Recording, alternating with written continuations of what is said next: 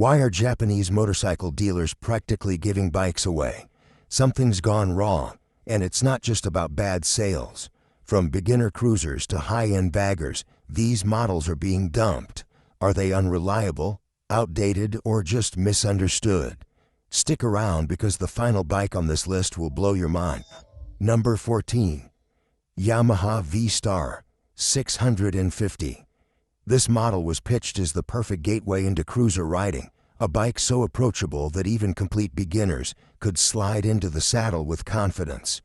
Its low plush seat and classic Yamaha Star lines promise the ease of a morning coffee cruise.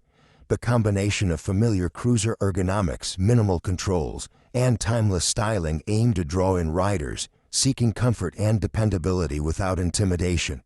The engine is an air-cooled V-twin displacing 649 cubic centimeters. It delivers approximately 40 horsepower and 37 pound-feet of torque. With a seat height of 27.4 inches and a curb weight of 514 pounds, this machine absorbs bumps and inspires confidence at low speeds, yet it never offers the urgency needed for sustained highway travel. Throttling onto the interstate reveals its greatest shortfall. Acceleration remains tepid and merging feels labored. The single rear drum brake underscores the lack of an anti-lock braking system, leaving riders wary in sudden stops. A dated 5-speed transmission and rudimentary suspension complete the picture of a bike stuck in the past. Inventory piled up as entry-level buyers gravitated toward more modern machines with fuel injection, adjustable suspension, and genuine anti-lock braking systems. Dealers who once touted its simplicity now scramble to clear floors.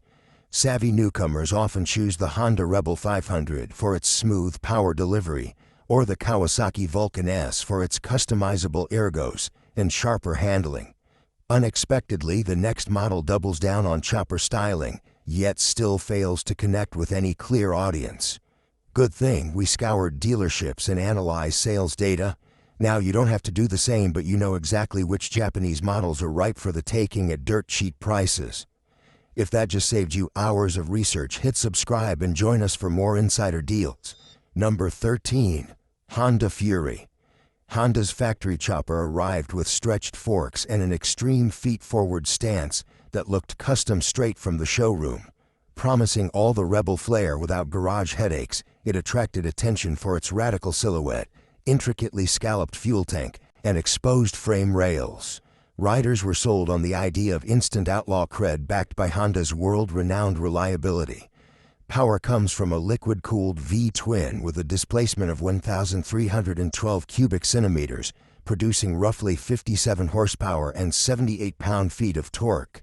Weighing 663 pounds, the bike moves smoothly at low speeds, but resists quick direction changes, turning tight corners into awkward maneuvers. On back roads, the Fury's long wheelbase and high handlebars punish the lower back and diminish rider feedback. Cornering clearance is minimal, and without an anti-lock braking system, emergency stops feel uncertain. The suspension setup prioritizes looks over comfort, leaving riders jostled on anything less than pristine pavement. Initial demand evaporated as many who flocked to showrooms quickly reconsidered. Deep rebates failed to stem unsold inventory, and dealers reported units sitting for months.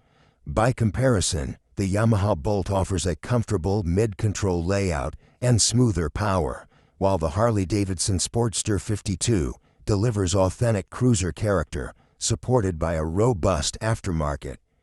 Surprisingly, chopper aesthetics alone proved insufficient to sustain interest, leading directly into our next example of misplaced ambition. Number 12. Yamaha Roadstar 1700. Introduced as Yamaha's answer to heavyweight American cruisers, this model combined classic 4-inch over forks, a sculpted teardrop tank, and a broad rear fender to invoke mid-20th century style. Underpinning that heritage look was a promise of effortless torque for effortless highway miles, making the Roadstar appear destined for success among long-haul enthusiasts. The heart of the machine is an air-cooled 48-degree V-twin, displacing 1,670 cubic centimeters, an engine estimated to produce 62 horsepower and 99 pound-feet of torque. Its near 700-pound curb weight delivers stability on open roads, but translates to lumbering handling in stop-and-go traffic. Buyers quickly discovered that instrumentation remained purely analog, and there was no anti-lock braking system option even as safety standards advanced. Hefty mass and soft suspension rendered it wallowy through turns, while throttle response felt suffocated by engine tuning that prized comfort over performance. Those expecting a Yamaha-backed Harley killer found themselves disappointed, as showroom floors filled with unsold units. Dealers dropped prices relentlessly, often by several $1,000s, to make room for more versatile offerings. Many opted instead for the Kawasaki Vulcan 900's lighter chassis, moving on from heavy nostalgia to a hybrid concept that baffled the market. Our next chapter explores a model that simply could not decide what it wanted to be. Number 11. Honda DN01. Honda pitched this as the motorcycle for everyone, a daring blend of futuristic styling, streamlined bodywork, and a continuously variable transmission that eliminated traditional gear changes. Sleek plastics and a low center of gravity suggested effortless commuting, while bold design cues aimed to lure both sport bike enthusiasts and cruiser loyalists into a single versatile package. The engine is a liquid-cooled V-twin, displacing 680 cubic centimeters. It produces approximately 61 horsepower and 50 pound-feet of torque.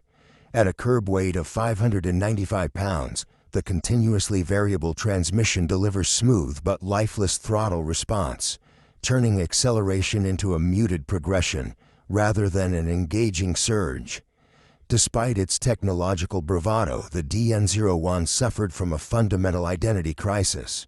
Sport riders missed the tactile involvement of a clutch and manual gearbox, while cruiser fans balked at the sleek, almost scooter-like bodywork. The riding position felt neither sporty nor relaxed, leaving both camps unconvinced. Early adopters praised its ease of use, but word spread fast that the bike failed to deliver on its promise of universal appeal. Year after year, showrooms held on to aging stock. Dealers slashed prices by thousands of dollars, offered zero-interest financing, and bundled accessory packages, heated grips, touring windscreens, comfort seats. Yet inventory persisted. Few testers could articulate exactly who the DN01 was for, and that uncertainty became its undoing. Riders seeking easy shifting often now opt for the Honda NC750, with its dual-clutch transmission, which blends automatic convenience with manual control. Others prefer mid-size cruisers like the Yamaha Vstar 900 or the Kawasaki Vulcan 900 for their clear purpose and proven appeal. What began as an ambitious experiment ended as a cautionary tale in motorcycle design. Next up is a blacked-out cruiser that looked the part, but rode with all the enthusiasm of a damp weekend. Number 10. Honda Shadow Phantom. Honda cast the Shadow Phantom as the ultimate bad boy cruiser, a machine dripping in matte black and minimal chrome, designed to exude brooding urban menace. It promised classic cruiser ergonomics, low seat height, forward-set foot controls, and a relaxed handlebar sweep, all wrapped in a stealthy contemporary package that suggested attitude without excess gloss. The engine is a liquid-cooled V-twin of 745 cubic centimeters, producing approximately 44 horsepower and 47 pound-feet of torque. At a curb weight of 549 pounds, its relaxed riding posture feels inviting on short runs, yet its performance falters once speeds climb above touring pace. Underwhelming throttle response and a single rear drum brake betray the Shadow Phantom's entry-level roots. Suspension travel is limited, causing harsh feedback on uneven surfaces. More modern midsize cruisers deliver firmer damping, better cornering clearance, and superior braking, leaving the Phantom feeling dated by comparison. Dealerships resorted to deep discounts and zero-interest deals, hoping to entice riders into the stealthy silhouette. Yet buyers consistently chose machines with more dynamic character, like the Suzuki Boulevard M50, offering shaft drive reliability and sharper throttle response, or the Kawasaki Vulcan S, prized for its adjustability and rider-focused ergonomics. Enthusiast forums buzz with comments about cruising in vain. "It looks mean but rides boring," one owner lamented, while another noted the drum brake "feels like riding an antique." Even Honda's renowned dependability could not overcome the Phantom's uninspiring real-world feel. When styling overtakes substance, a cruiser risks becoming nothing more than a paint job. In contrast, our next bike promised performance and charm in equal measure, yet ended up as a mechanical headache in showrooms everywhere. Number 9. Suzuki Boulevard M50. Suzuki introduced the Boulevard M50 as a sporty mid-size cruiser, merging classic muscle bike aesthetics with modern conveniences. A teardrop fuel tank, exposed frame, and sculpted side panels projected performance, while shaft drive and a stepped seat suggested low-maintenance ownership and rider comfort for weekend jaunts. Under the skin lies a liquid-cooled V-twin displacing 805 cubic centimeters, delivering approximately 53 horsepower and 50 pound-feet of torque. Weighing in at 593 pounds, its suspension feels harsh on imperfect pavement, and early fuel injection models suffered inconsistent throttle mapping that left riders hunting for power when they twisted the grip. Buyers quickly discovered the M50 lacked the promised blend of sport and cruiser DNA. Its heavy chassis resisted quick direction changes, and inconsistent throttle response undermined confidence. Rivals like the Kawasaki Vulcan 900 boasted smoother power and more forgiving suspension, while the Honda Shadow A750 delivered a gentler ride with proven reliability. Despite manufacturer rebates, accessory bundles, and extended warranties, Suzuki dealers watched unsold Boulevards pile up through successive model years. Some shops offered free maintenance plans or custom exhaust to sweeten the deal, yet shelf stock remained stubborn. Few reviews praised the bike's looks, most noted its lack of engagement. When mechanical reliability falters and ride comfort fails, no amount of styling can compensate. Even the boldest cruiser design cannot mask a deficient foundation. As our countdown continues, only a handful of Japanese machines remain, each with its own story of ambition clashing with reality. Number 8. Yamaha Vstar 1100. This midsize cruiser presented itself as the perfect blend of classic styling and everyday practicality. Its sweeping fenders, wide handlebars, and teardrop fuel tank evoked mid-century American machines, while the Yamaha badge promised rock-solid reliability. Priced to attract budget-conscious riders seeking comfortable, long-legged cruising, it seemed destined for showroom success. The engine is an air-cooled V-twin displacing 1,063 cubic centimeters. It produces approximately 62 horsepower and 62 pound-feet of torque. Weighing around 630 pounds, its upright seating position feels inviting, yet its mass makes tight traffic maneuvers cumbersome and uphill accelerations sluggish. Frequent valve clearance inspections every 4,000 miles and an oil filter tucked behind the exhaust system turned routine maintenance into weekend projects. Early carbureted models suffered from inconsistent fuel delivery and choke issues on cooler mornings, compounding owner frustration. Word spread quickly among local riding clubs and online forums that these cruisers demanded more wrench time than joyrides. Dealers offered steep discounts, free inspections, and extended warranties, yet inventory remained stubbornly high. Many shops began to view the Vstar as dead stock. Riders often turned toward the Honda Shadow Spirit 1100 for its accessible engine layout, or opted for a used Harley Davidson Sportster in the same price bracket to avoid maintenance headaches. Proceeding from high service demands to a celebrated track machine that faltered on the street, our next motorcycle once ruled circuits but now struggles to find a home. Number 7. Yamaha YZFR6. This supersport icon charged onto racetracks with a blistering scream, chiseled fairings, and near-sublime handling. Promised as the ultimate road-legal track tool, it delivered razor-sharp chassis feedback, lightning-quick throttle response, and braking prowess worthy of podium finishes. Enthusiasts clamored for its tight suspension and high revving torque. Under the fairing sits a liquid-cooled inline-4 displacing 599 cubic centimeters. It generates approximately 123 horsepower. With a dry weight near 419 pounds, this machine pierces corners with precision and rewards skilled riders eager to exploit every apex. Street use revealed its uncomfortable ergonomics.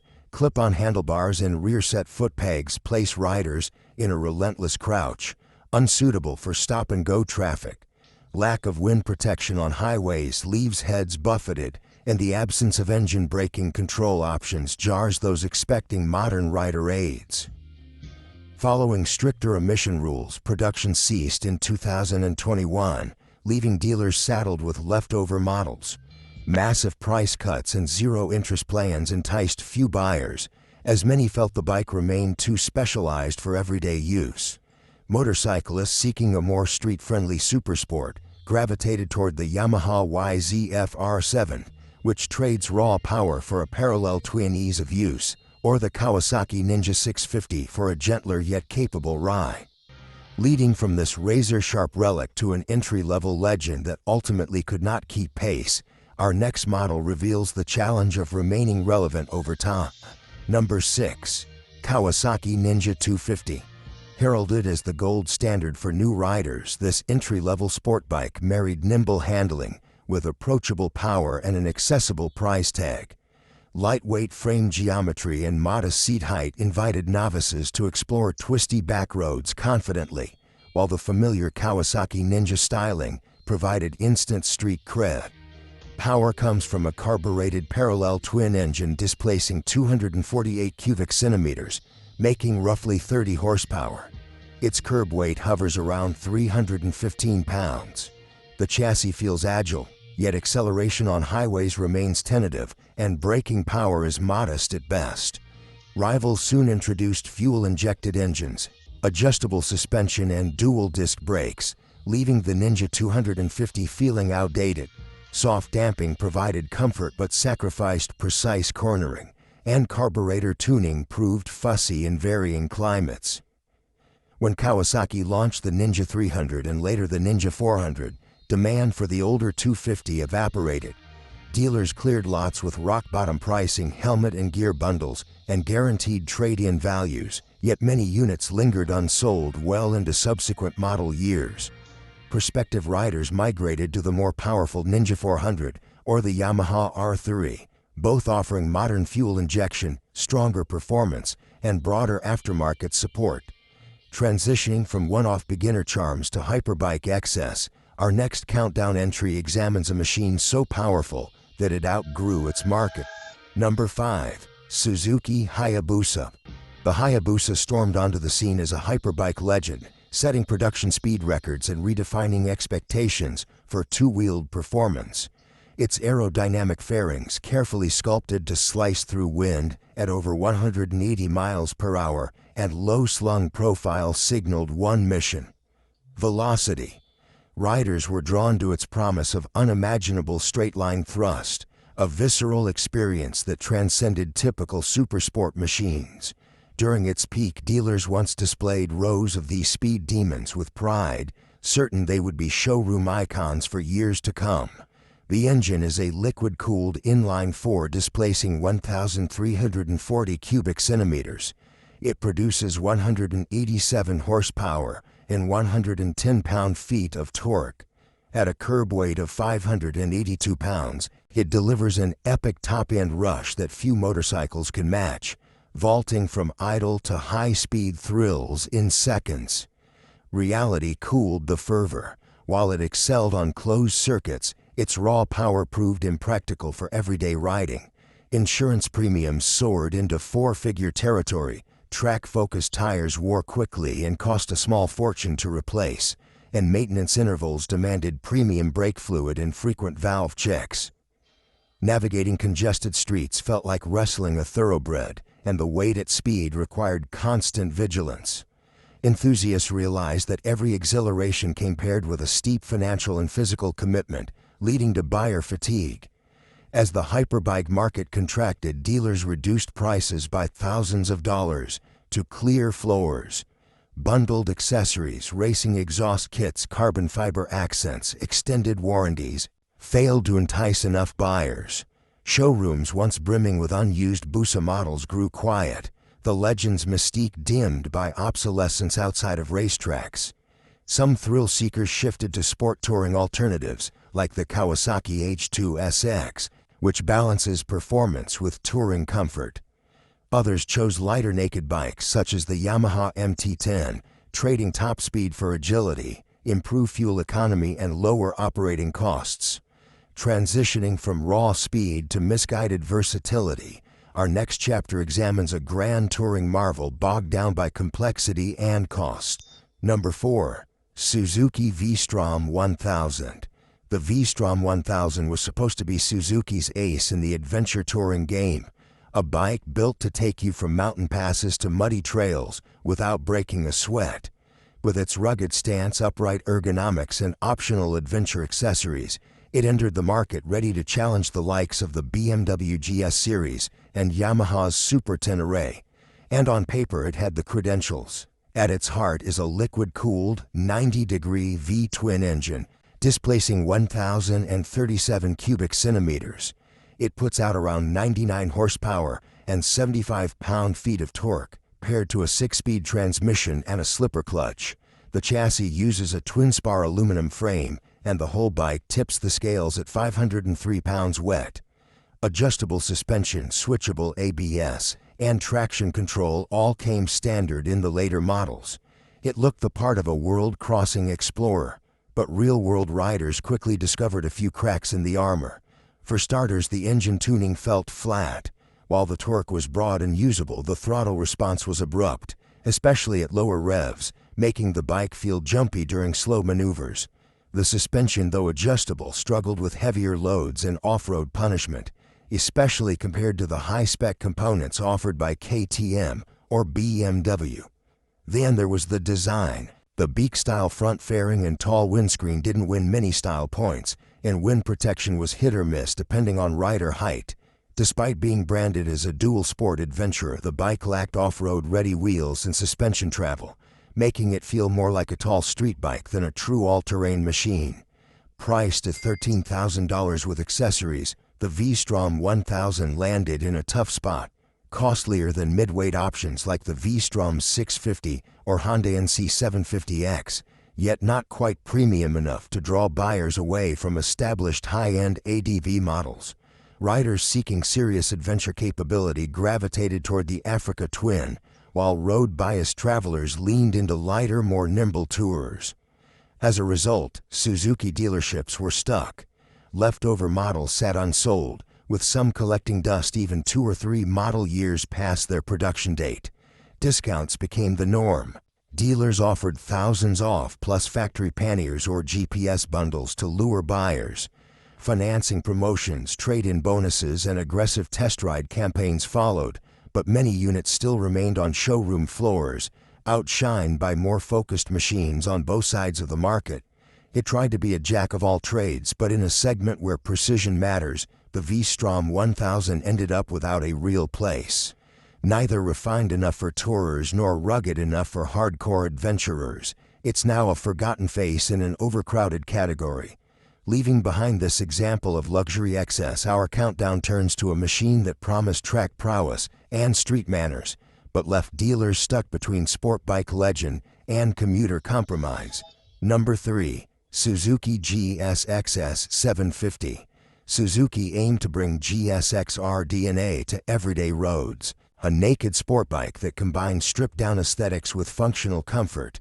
Exposed engine components, minimal bodywork, and a muscular stance signaled fun and versatility. Suzuki marketed it as an ideal commuter companion on weekdays and a spirited canyon runner on weekends, creating expectations of balanced performance and everyday usability. The engine is a liquid-cooled inline-4 displacing 749 cubic centimeters. It generates 98 horsepower and 58 pound-feet of torque. Weighing approximately 462 pounds, it offers predictable throttle response and stable handling. A relaxed riding posture eases long journeys, while adjustable suspension allows moderate tuning for varied road conditions. However, the GSXS750 struggled to stand out in a crowded field. Generic styling blended into cityscapes, and its basic suspension lacked the feedback of its sportier siblings. Absence of rider aids such as traction control, adjustable ride modes, or quick shifter options put it behind competitors. Enthusiasts found its performance respectable but uninspiring, and daily commuters craved more comfort features and wind protection to ward off highway buffeting.